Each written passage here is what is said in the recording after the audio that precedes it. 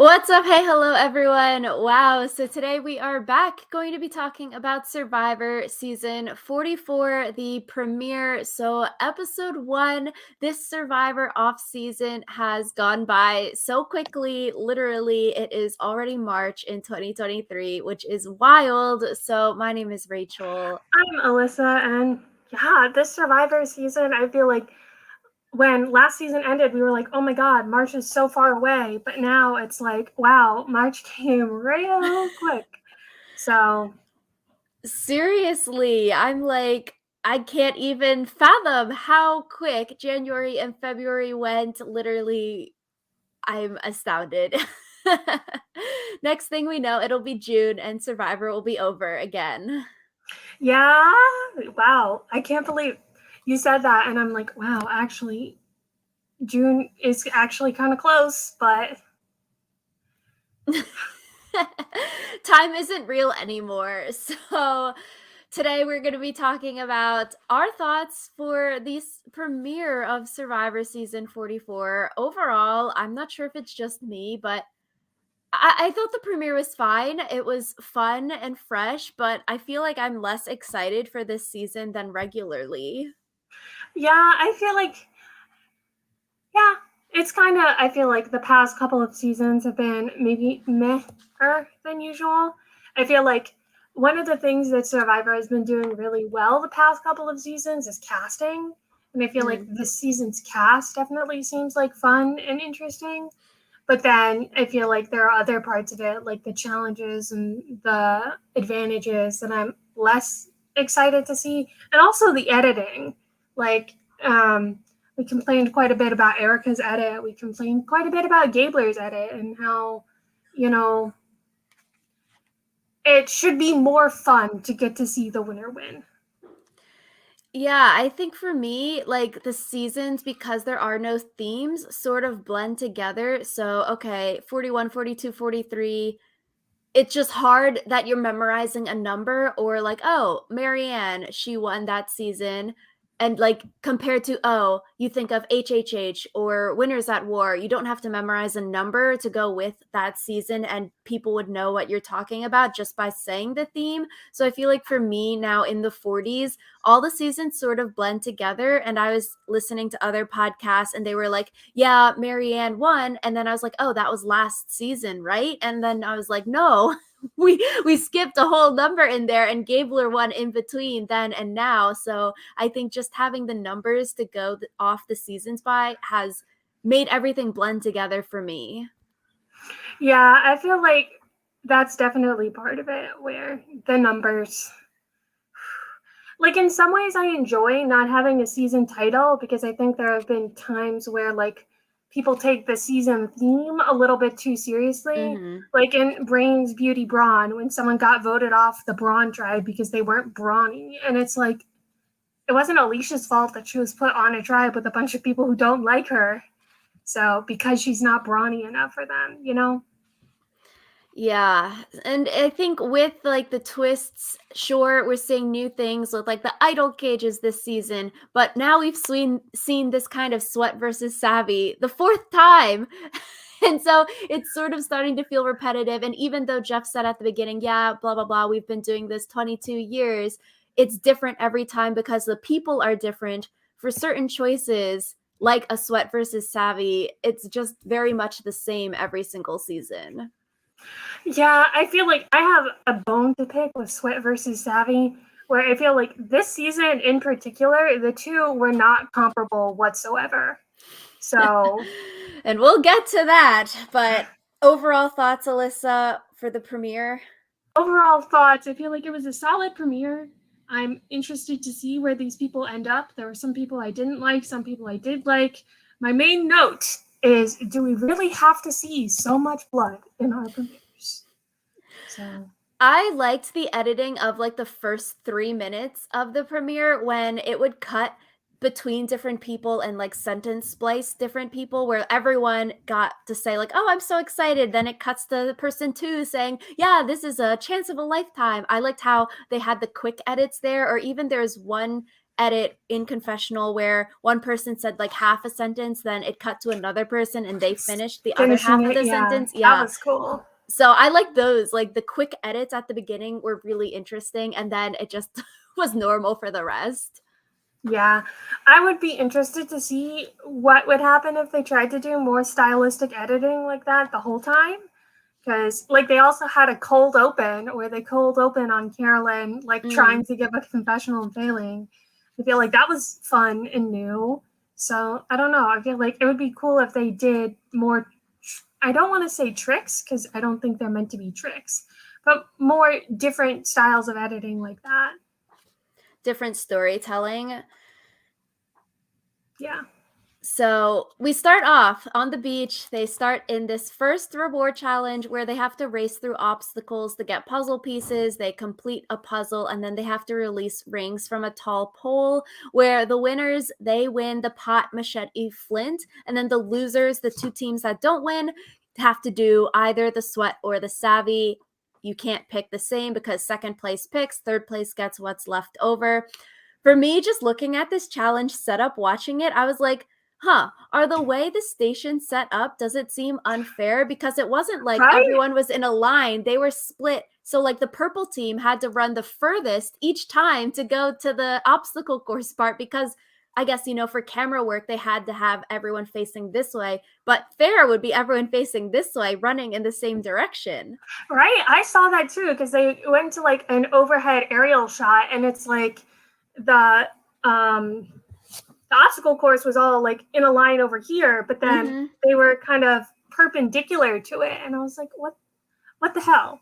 So yeah, I liked this challenge. I think it was a little bit new and different. It wasn't quite the same as like go get puzzle pieces and make a puzzle because they had the like element of, I guess, ring toss. I feel like ring toss evokes a different image, but like they had to throw the rings up the poles. So yeah. It was interesting. I feel like we saw this puzzle on the challenges most recent season. So this could be a good one to DIY because now we've potentially seen it come up twice on these reality TV shows. So maybe it'll show up on Big Brother next because they're like using these same kind of puzzles. And we were just talking about cheating in our fire puzzle video DIY that we just posted. And then in this challenge on the puzzle, everyone was starting to cheat because purple, they get the puzzle first. Maybe they should have removed the puzzle pieces so the other teams couldn't copy off of them, because then Carolyn totally flubs the ring toss part that if people didn't catch up because they copied, maybe purple could have pulled out the W here. I feel like Carolyn was just so bad at the ring toss that it might not have mattered. Like, I don't know what she was doing because she like paused to take off her pants in the middle of it. So yeah. It's got to be tough though, because once you like fail it a few times, your arms and your legs are starting to get tired. That once you're trying it 5, 10 times, you're just not going to get it anymore. But I feel like we saw a lot of Carolyn this episode, potentially being on the outs of Purple Team. We see Carson, Helen, and Sarah bond, like the younger people on Purple bond. And I was like, oh, maybe Carolyn could be the first boot here if Purple went to Tribal. But I feel like with the edit we're getting from Carolyn, that production likes her. Like, sure, she's getting sort of this awkward, quirky edit, but that just seems like her personality. Yeah, I feel like it's kind of like if they liked Debbie, this would be the edit that Debbie got. So, yeah. Yeah, like I don't know. I could see Carolyn going far, even though people might see her as annoying on the team. I feel like she might go far specifically because people see her as annoying, where kind of the idea of different kinds of shields, it will always be easy to throw Carolyn under the bus. Yeah, so good for her. She's unapologetically herself, but she's self-aware about it. So I like to see that when she was like, yeah, I don't think people are approaching me, but I can't be that annoying person, and then ask them why they're not approaching me. So she's self-aware. That's something that's good. Yeah, I feel like she's more self-aware than Debbie, who I feel like is who I compared her to. But I feel like there was one scene where she was telling someone like, oh, no one has come to talk to me, and you could just see the other person kind of like patronizing her. and being like, yeah, no one's talked to me either. So I don't know. I guess we'll have to see. I think she got a lot of screen time this episode, so it'll be interesting to watch Carolyn's story arc for this season, however long she lasts. Yeah. So I But think she's one of the characters that I definitely like. yeah, so we see green team, they win first, orange is second, purple is last because Carolyn flubs the ring toss so bad. But during this challenge, we see Bruce. He seems like he runs headfirst into the wood and then he starts bleeding from his head. Rewatching this for the second time to take notes on this episode was so hard to watch after knowing like what's going to happen later in the episode. And I was like, dang, I don't know. We just talked about this with Australian Survivor, the premiere, where they had two people get medically looked at and get taken out of the game. But then, I don't know. I'm like, did they not foresee people running into these big chunks of wood and not think, oh, maybe there needs to be padding there or something needs to be changed? Again, I feel like they don't play test these enough. And I feel like also, even if you do play test it, you don't really anticipate the people who are like running on adrenaline. This is their first Survivor challenge. Like they're gonna go harder than your like tester team. So Yeah. yeah. Which I guess seems it's like, yeah, go ahead. I was gonna say I feel like it's one of those things where they want to make it safe for the contestants, but they also don't want to like be patronizing, like, oh, you need padding on every single thing, you know? So like they still let them do those huge ass block challenges where they have to know that someone is gonna get hurt. I'm surprised there was a slide puzzle challenge later in this episode. I'm surprised no one crushed their fingers doing that. But yeah, I'm like, geez, just thinking, okay, running and diving headfirst into some wood. That's just so scary to even think about. And things could have turned out so bad for Bruce. And I don't know, just watching it the second time too in this challenge when Jeff is like, oh, stop. And then the medical team is looking at Bruce, it just felt like odd to watch, especially because we have 3 medical interventions this episode. Jeff just seems a little bit too excited every time he stops a challenge and then calls medical over, or medical had to come in and look at Matthew on the beach, especially with them continuously pumping up how dangerous Survivor is. You know, the monster. They sort of stop that, but they continuously say like Survivor is so dangerous. It feels like they want people potentially to get hurt like this because it's content. yeah, I feel like for me, one of the things that I like about the season is I'm glad that they're showing us that there's medical interventions, just because there have been times in previous seasons where I'm like, did medical seriously not get called for this? So I'm glad that they seem to be taking the health of their castaways seriously. But like, especially with Brandon at the immunity challenge, I was like having flashbacks to Go Wrong. But yeah, I'm glad that they're taking like the survivor's health seriously, but also I wish that they did more to prevent the need for constant medical intervention. Yeah, it's like some seasons we don't ever see the medical team on camera. Actually, they're just working behind the scenes to make sure everyone's okay. And then here we see them 3 times in one episode. I'm like, dang, the doctor content. He probably didn't know like he was signing up for all this TV airtime. Yeah, I hope they're compensating. I think his name is Dr. Will. I hope they're compensating him well. So Yeah, what happened to the old doctors? There's like a new dude here now. yeah. But we see after the challenge, then Bruce, it's the nighttime scene. And I was just like, oh, anytime we get any kind of nighttime scene like this, it's just not good. And it was so sad to see and watch Bruce crying about how much that he wanted to be here on this show. And it's like, it's got to suck so much that you leave your family, you leave your life, you leave your job, all your friends to pursue this dream to be on this show. And then you get injured day one and then pulled from the game. Like, that's got to just be so hard to wrap your head around. Yeah, especially because I think Matthew said something similar where he got hurt because of his own stupidity. I feel like in some ways Bruce might have been feeling the same way. And you know, kind of you ruining your own dream is even worse than your dream just getting ruined. Yeah, like all of the what ifs, it's not like I was voted out or idled out. What could I have done differently? It's like, geez, your adrenaline really effed you over here and you were so excited because you love the game so much that you ran so quickly, kind of thing. It's so sad to see. And it's got to suck because that was filmed probably like a year ago about now, and then now it's being aired. So now we know, okay, Bruce had a concussion. So everything is okay now, he said in the exit interviews. That could have been like really, really bad potentially if something, happened with the brain or the head. The brain and head is so fragile and so important for all of us. And like he had to wait from when he was medevaced until now, this past Wednesday.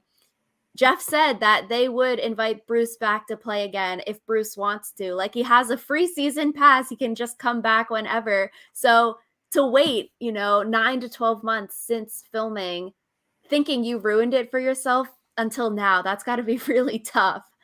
Yeah. I mean, also, Bruce talked about how long it took him to recover from his concussion. And he said that he basically was in his room in Ponderosa for 3 days with like the blinds closed, lights off, just like sitting in the darkness. And so, like, for him to feel better, he needed so much time, and Survivor just wouldn't have given him that time. Yeah, so it's great that Bruce seems okay now after the fact. It's very scary to injure your head, like we saw in Australian Survivor episode 1. 2 people got injured there, like we just talked about. Which is interesting. Australian Survivor does do the 24-hour medical evacuation thing where you can leave Survivor the game for 24 hours to go get checked out by the medical team or go to the hospital, whichever, and then you can come back a day later, which wouldn't have worked in Bruce's case here because with a concussion, it's not just the 24-hour thing. But it is interesting to see how different, like, versions of Survivor have different rules for different things. Yeah. So I still feel so bad for Bruce. So. Yeah. So we also see Matthew climbing on the rocks, and this is something that we saw in the preview at the end of last season, which I was like, dang, none of his team is gonna be like trying to stop him from climbing the rocks, which I guess, okay, it's day 1, it's day 2. You're not going to be like bossy and be like, yeah, bro, don't climb the rocks. They look dangerous. But Matthew could have gotten seriously injured falling off those rocks. And if he hit his head or something, or he could have broken an arm, like that is so dangerous. Yeah. I think it's so weird because like it went from when he was climbing up the rocks, everyone was like, "OMG, Matthew is so cool and like um, adventurous and fun." And then after he fell off, everyone was like, "OMG, can't believe Matthew was so careless." And it was just so weird because it's like they seem to think of him as like someone who's like cool and adventurous, and then realize that sometimes being cool and adventurous is dangerous. So I feel Yeah, like also, didn't he say on the rocks there were some crabs? Was that the same rock that he was talking about? maybe. Well, he had said that there were some crabs on some of the rocks on the beach, and so maybe they didn't stop him because he was getting their dinner. Yeah. But at least Matthew's self-aware. I did like those confessionals after, like you mentioned. Oh, he didn't want his own stupidity to take him out of the game. And I was like, yeah, that is good that you realize this. So now moving forward in the game, you got to be more careful. Because similar to Bruce, like you don't want something from your own doing sort of in your control, sort of out of your control for like accidental injuries to take you out of your dream of playing Survivor. So I'm like, okay, kudos for you, Matthew. You realized that that was dangerous and you shouldn't do it again. Yeah, so, everything is a learning experience. That was interesting. There was one confessional in this episode. His shoulder got put in a sling because he dislocated it. But there was one confessional this episode where it was after he had gotten injured, but he wasn't in his sling. And I was like, so are you better now? Like, what's up? Maybe it was filmed before he got injured and then it was edited to make it look, like after. I don't know. Yeah. So But we also see Brandon get removed from the immunity challenge later due to dehydration and heat. So we saw 3 medical interventions this episode. yeah, and like I said, I kind of had a flashback to Go Wrong because when you're making people do really physically taxing work in the sun, especially because Brandon had done the sweat challenge the day Mm-hmm. before with dragging all the coconuts back and forth. So he's not even starting from a full tank. So That That's what I was thinking because, okay, Sweat versus Savvy, Orange picks Sweat, so then Purple gets Savvy by default. Sweat, they had to pick up coconuts on the beach. A huge heavy net, max time limit 4 hours. Savvy, brain teaser, max time limit was 15 minutes, but you only get one guess. And so I do wonder if because Orange, they pick Sweat, Matthew and Brandon got put into the sweat challenge. They were lugging that thing 4 hours in the hot sun. They were all like half naked by the time it was ending. They were all sweating so much. So it's like, okay, did Orange picking Sweat hurt them in the upcoming immunity challenge here? Because Brandon had to sit out because he was so exhausted. And then Matthew was sitting out because he got injured later. I'm like, dang, maybe that's not the smart move to put your 2 biggest guys to have them lugging coconuts for 4 hours because the next day you might need them for the physical part of the challenges. well, Bruce getting hurt also harmed them because someone was going to sit out of their challenge anyway because Purple now had one fewer person because Bruce got medevac. And so I feel like Matthew still could have contributed with his arm in a sling, especially for the part that was just like shoving things back and forth. So I'm not sure that that was the problem, but I don't know. Again, I feel like this Sweat and Savvy challenge was so uneven because I feel like this Savvy challenge was really easy. Maybe that's just me though. I feel like it was sort of easy too. Okay, you have to stand a little bit further away, which makes it a little more difficult because the 2 spheres can rotate, it looked like. But like what Helen and Carson did, they totally rocked that puzzle. And like you find one nexus point, you count off of it. And that's literally it. It wasn't like, 100 triangles they were counting, it was only 18 circles. Yeah. And they didn't even count the full 18. They just confirmed that the inside and the outside looked the same. And then they were like, okay, 9 times 2 is 18. Yeah, so they literally rocked it. It looked like there was some of the time left in the hourglass, so it wasn't even the full 15 minutes. They got it maybe in like 12 or 13, it looked like. So completely rocked it compared to Matthew and Brandon lugging that thing up and down the beach for, it looked like probably 3.5, almost 4 hours, by the way. The editing, the sunset, they showed little clips of the hourglass, but that could be falsified. Yeah. So I also thought it was kind of unfair that, for the sweat challenge and the savvy challenge, it was only 2 people. Like, I feel like both of those challenges would have been much easier if a full tribe could help. Mm. But, I guess in the past, the sweat challenge has only been for 2 people, but the savvy challenge has been for everyone. So I thought it was kind of weird. Like, yeah.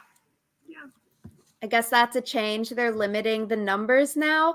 I feel like for Carson, we saw some of him this episode. Instead of him selling merch preseason, I think he should sell his fitness plan because gaining that much weight in 3 months is so impressive. I'm like, I want to know how he did that.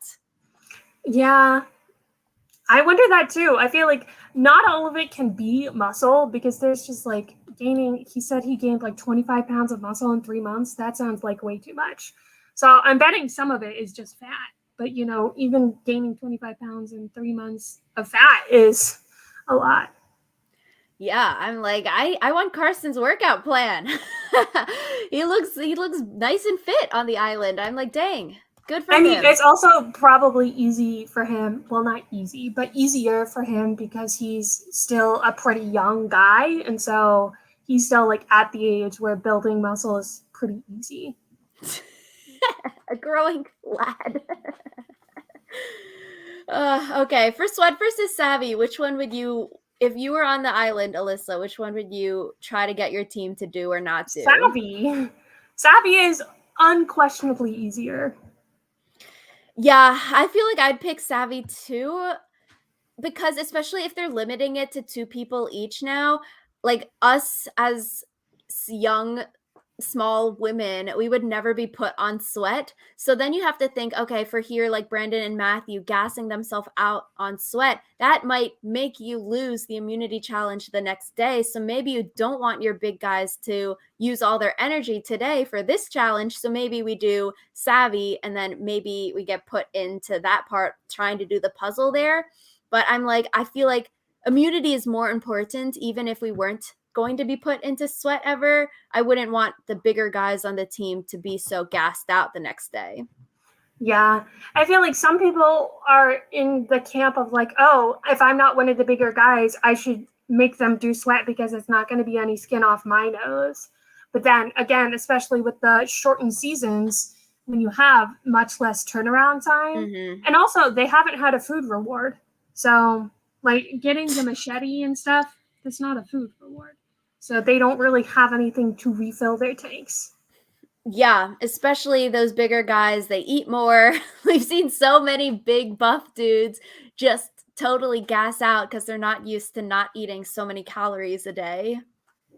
Yeah. But we get to the idol cages here. I personally did not really like the editing with the idol cage reveal. It's literally seeing the same thing 3 times in a row of groups of different people saying the exact same thing over and over. Same questions. Oh, what is this? What do you think it is? And then them being confused about what the idol cage is. I'm like, could we have not just seen it once? Why do we need to see it all 3 times? Or done the same thing as they did earlier in the episode where they cut together everyone else's reactions. I feel like the only one who had like a different reaction was, I think it was Lauren, who was like, are we just not going to talk about this cage? Because her tribe saw it, was like, oh, what's this? And then they were like, we'll figure it out later. Let's keep walking. So I feel like that was funny. But like, you know, you could have saved time just by splicing together everyone's reactions. Yeah, splicing them together, making it quicker cuts rather than 3 separate segments of, okay, here's, I don't even know the colors, orange team finding it, green team finding it, purple team finding it. I was like, oh my gosh, they're having the same reaction here over and over. And so I guess for the team that does end up opening it this episode, so what is this? Orange team, I think. I'm like, all the colors. Yeah, orange team was the one who got it open. Yeah, it's like, okay, makes sense because they're going to find it this episode. I want to know what happens potentially between Brandon and Maddie, for them not to trust each other, for Brandon not to trust Maddie at all this early on. We see Brandon finds the key on the ground. He isn't going to tell Maddie about it because they were paired off looking for it together. Then he ends up telling her about the key. And then Maddie's like, okay, let's keep this a secret. Brandon is like, yeah, no, let's go tell everyone. And I was like, oh, this is mad awkward. Yeah, it seemed like Maddie and Brandon were kind of doomed to fail. It sounds like from reading Maddie's, I guess spoiler, Maddie's the one who gets voted out. But from reading Maddie's exit interview about it, she was kind of like, we're both alphas. Like, it was difficult for us to like be compatible because we both have the same energy and stuff like that. So yeah, it seemed like they were kind of doomed to fail, and putting them together on the idol hunt kind of just was what made it so they were doomed to fail now rather than doomed to fail in another episode. Which I guess is interesting. Maddie's exit press was very, I don't know.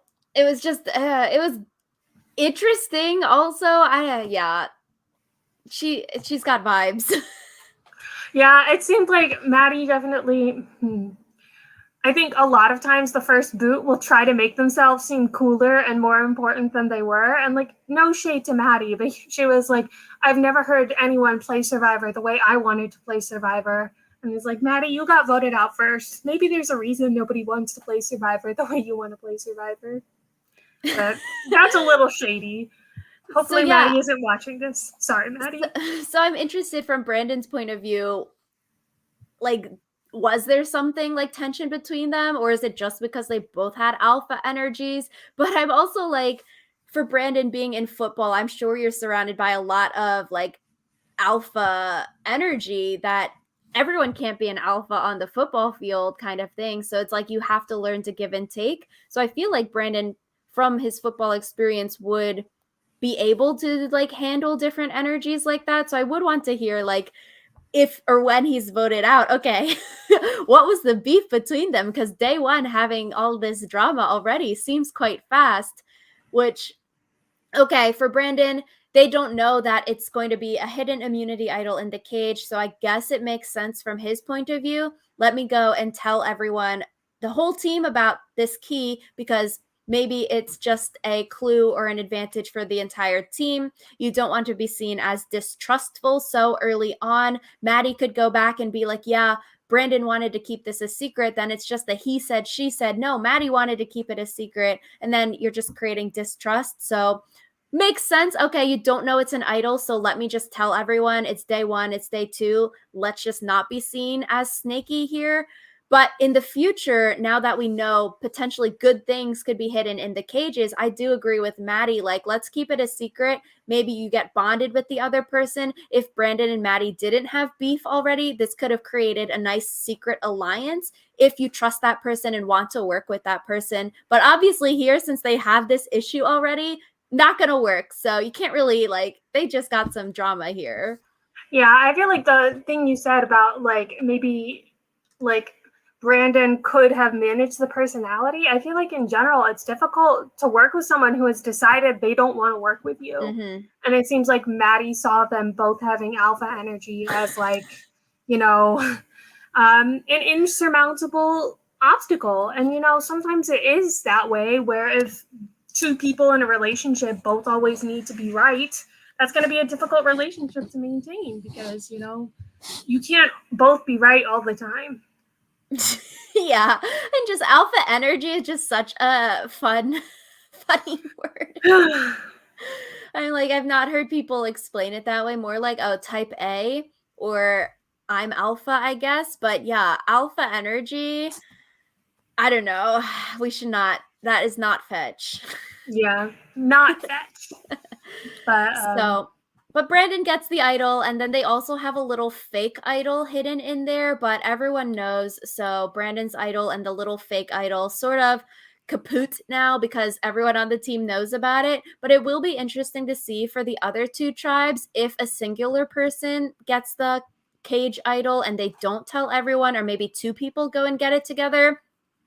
Maybe they do something with the cage and they like, okay, it's unlocked, and maybe one day they just keep it unlocked and they hide the fake little idol in there to trick people. I feel like there's so many interesting things people could do with the cage if they find the key and they maybe find it with someone they trust and they use the fake idol in a fun way.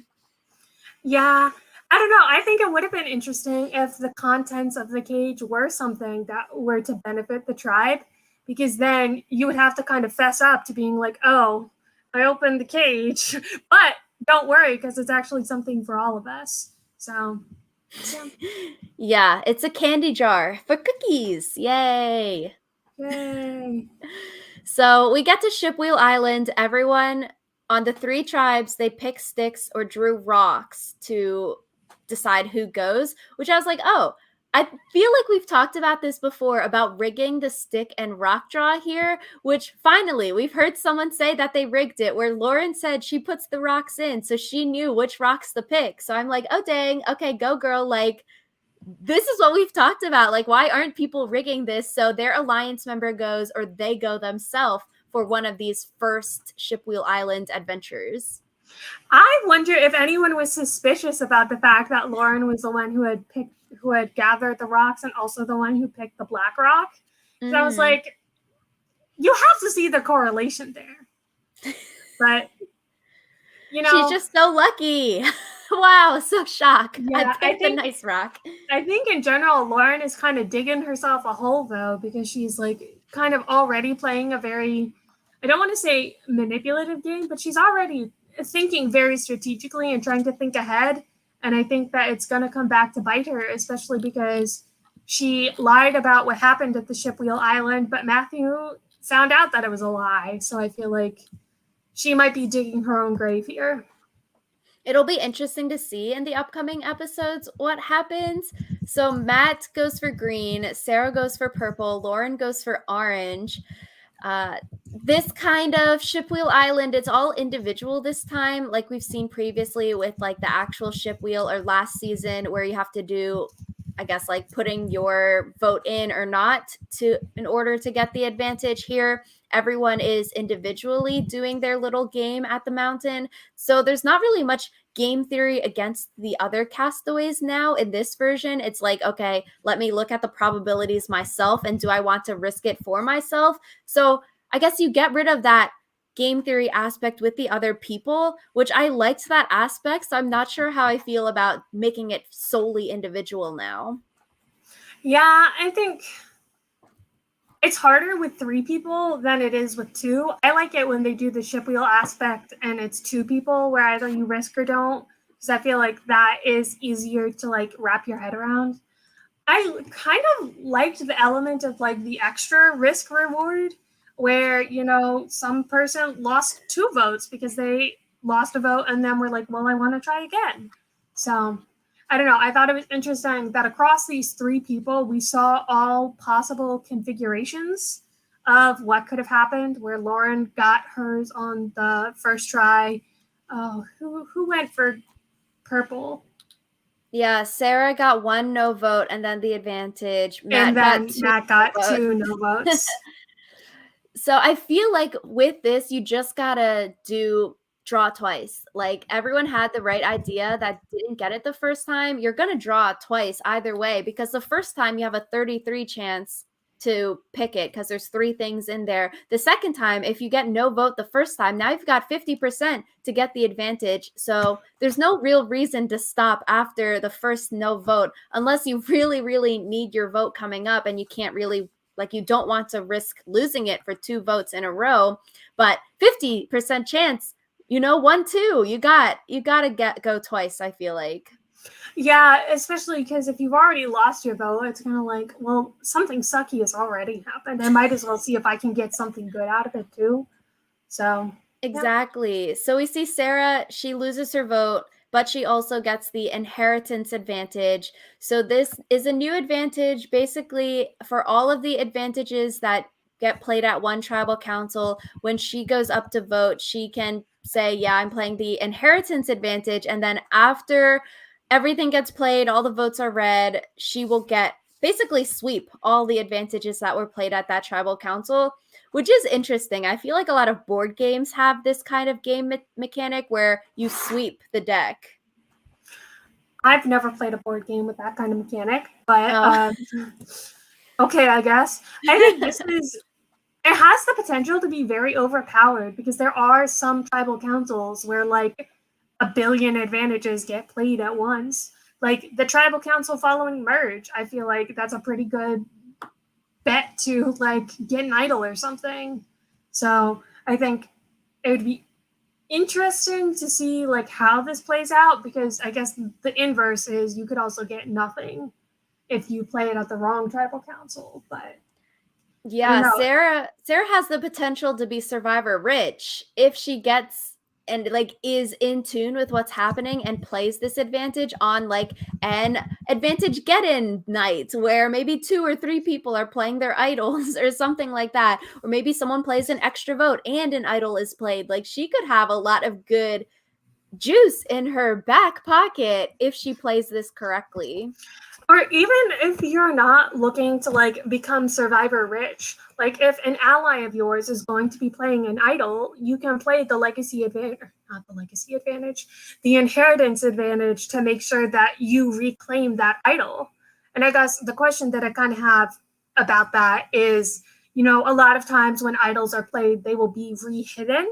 And if Sarah plays this advantage, will a copy of that idol still be rehidden, or does it just go straight to her? Because that could have the potential to be messy. So Yeah. Yeah, another thing Sarah could do would be if she gets the birdcage idol and then she plays the idol when she needs it, and then she plays the inheritance advantage at that same tribal because she knows at least one idol because she's playing the idol, then she just gets it automatically back. And that would be funny though, because people would be targeting her and she's like, ah, I've got an idol. And then people would be targeting her the next night, and then she's like, yeah, the same idol, hee hee. It'd be sort of funny to watch her just like bamboozle everyone on the tribe. Yeah, that would be fun. But yeah, I feel like this is a pretty powerful advantage, and I like it.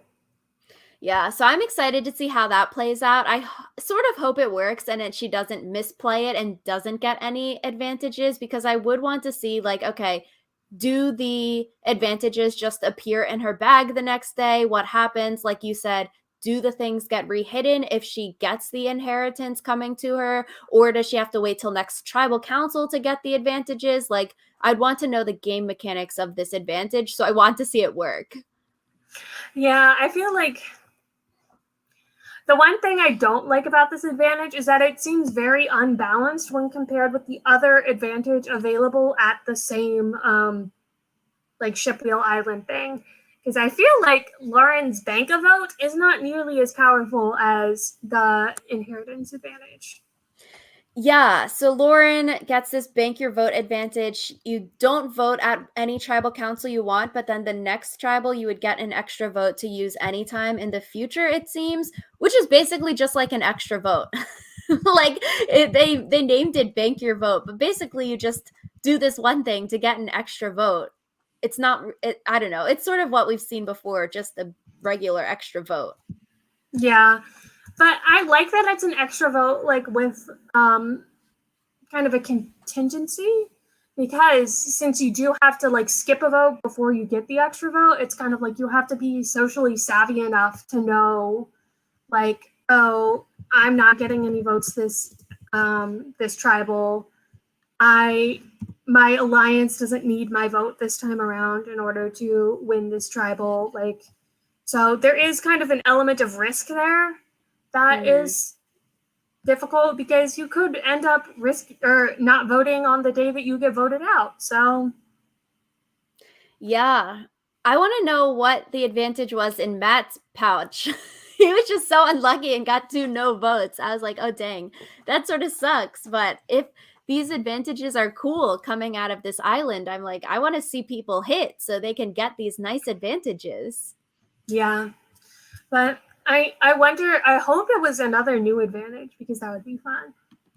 Yeah, but it was fascinating to see. We see Sarah, Matt, Lauren go back to camp, and some of them are sort of lying about what happened. Some of them are more truthful. I feel like, Alyssa, for you, would you lie about what happened on the journey or tell the truth?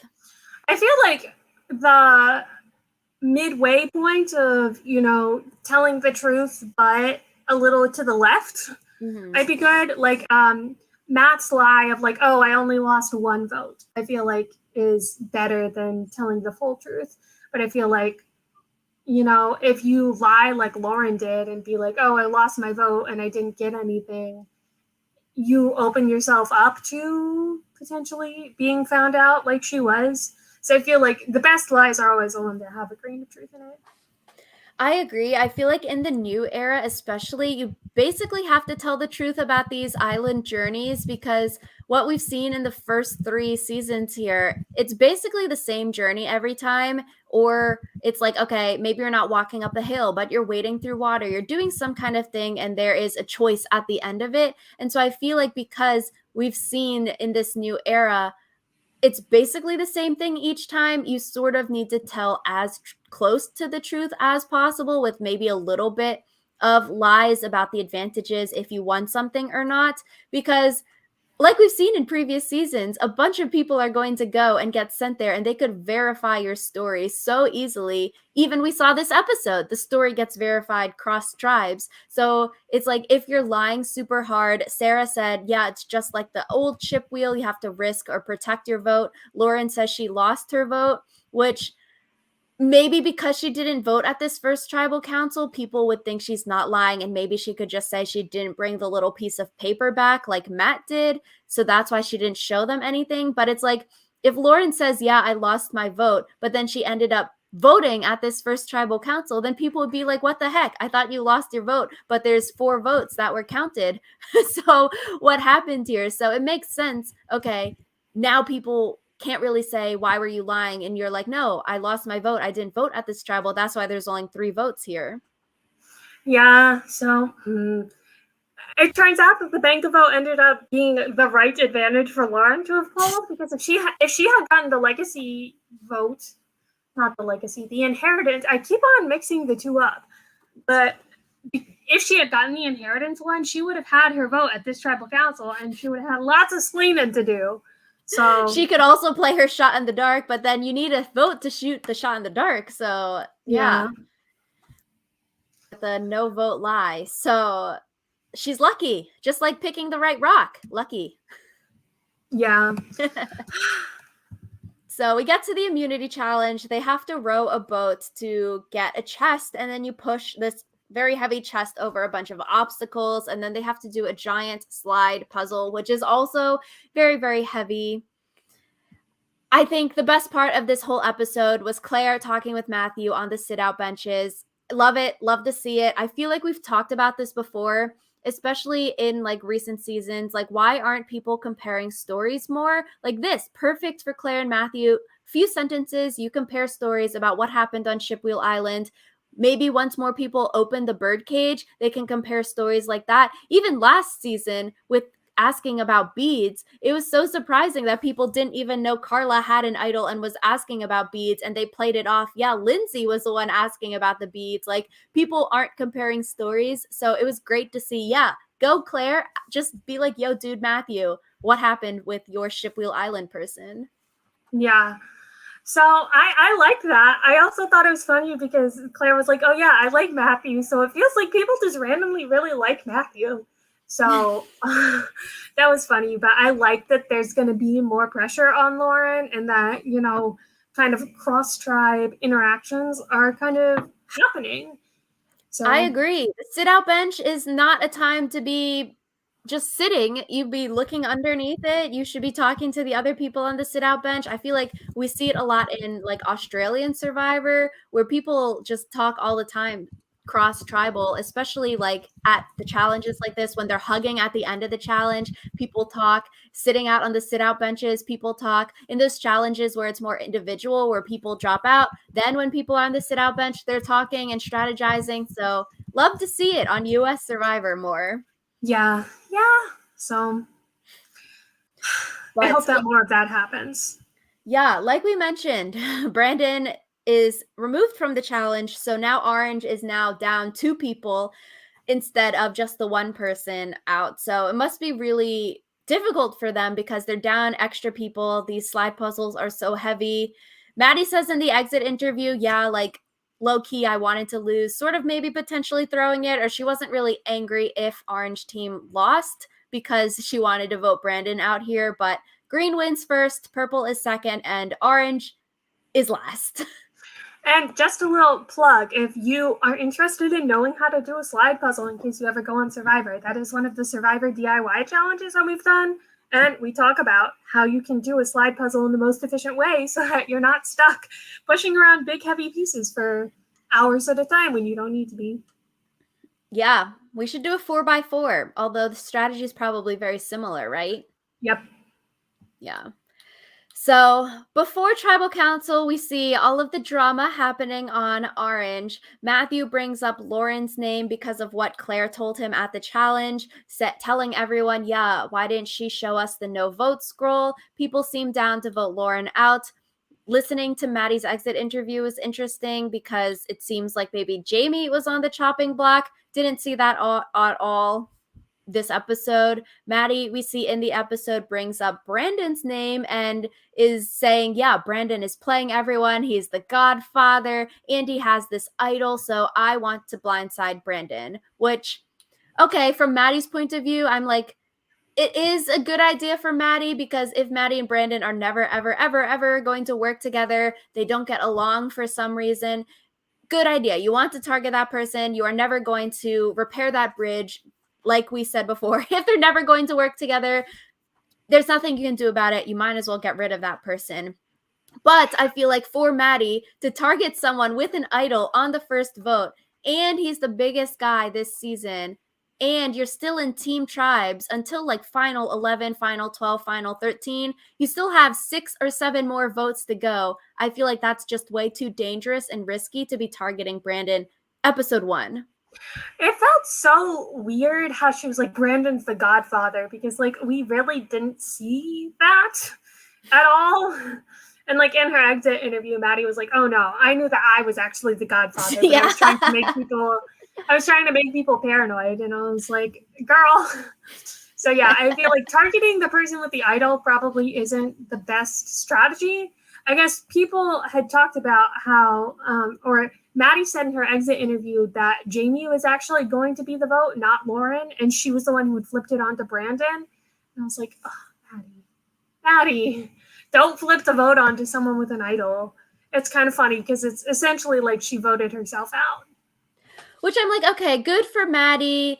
You're not scared of someone having an idol, because I feel like later in the game, me and you have talked about like, why aren't people targeting the people with idols? They should, split the vote, try to flush the idol kind of thing. So good for her. She wasn't scared of Brandon and his idol. But yeah, I agree. I'm like, day 3 seems like it's a little bit too early. He's the biggest guy this season, and you're still in teams for the whole pre-merge. If you're voting him out, you might continuously lose challenges. But then she was saying, yeah, me and Kane wanted to just, vote everyone out of our tribe and be the last 2 standing, which, okay, you're going to do the intentional Matt Singh. That doesn't work if you're going to get voted. I don't know.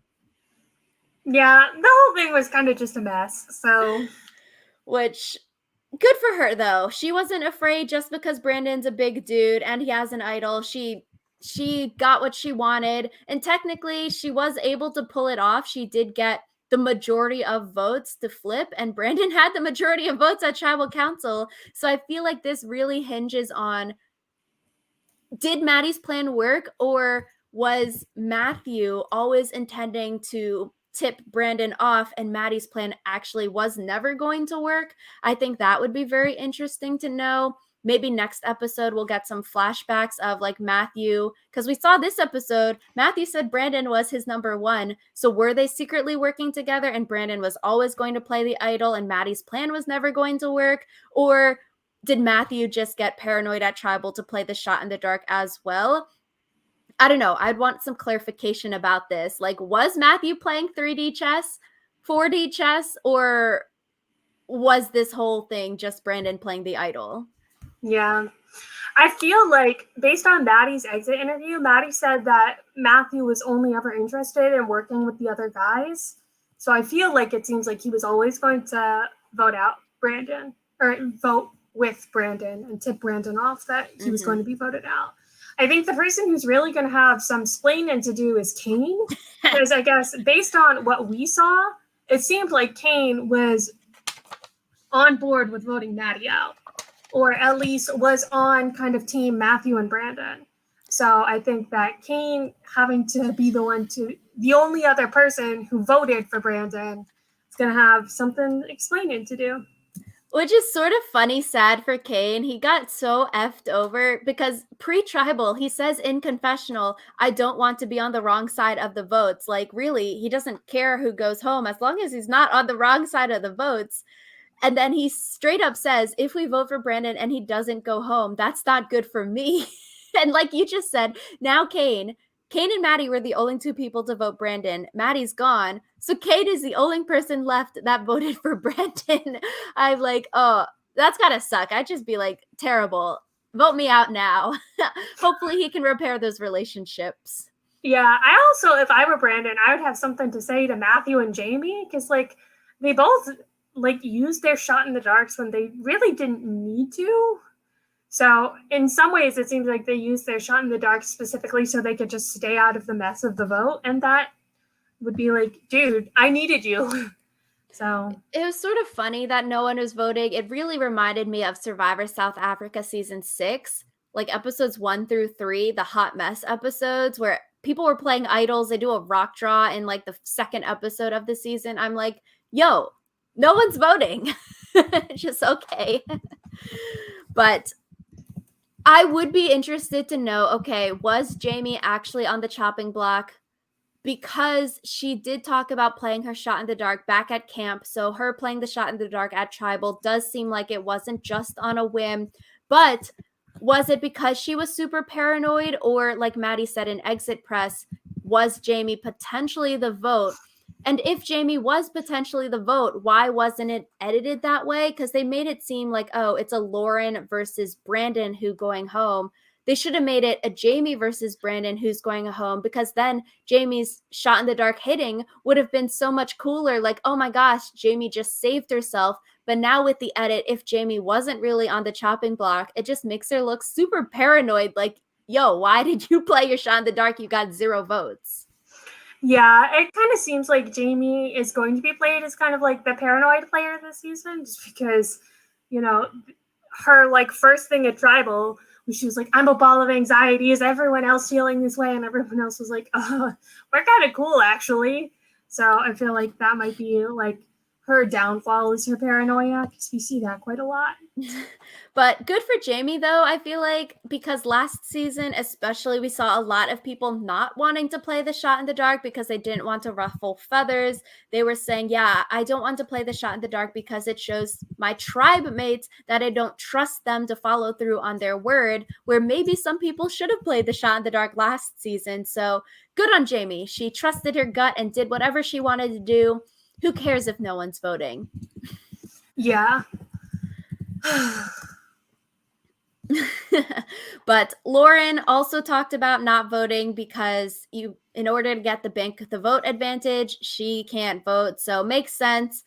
Matthew here. Also, I would be interested next episode. Did he play the shot in the dark because that was to tip Brandon off and not have to vote with everyone else so he can stay in the good graces of everyone else? Or was he extra paranoid too to play the shot in the dark? Like, we need some confessionals or clips next time about his intentions from this episode. So, like, was this planned, or was it just he got paranoid at tribal because everyone else was being paranoid and weird at tribal? Or was it always his intention to play the shot in the dark potentially and not have to vote so he can save face with everyone left at camp? Because, you know, Lauren didn't show her cards. Jamie didn't show her cards. Matthew didn't show his cards. Olin Kane showed his cards at tribal about who voted for who. So technically, like, Lauren, Matthew, and Jamie can be like, yeah, Brandon, we were trying to keep you this whole time. I don't know what, like, sorry, we didn't vote kind of thing. Like, I was just so paranoid and played off like that.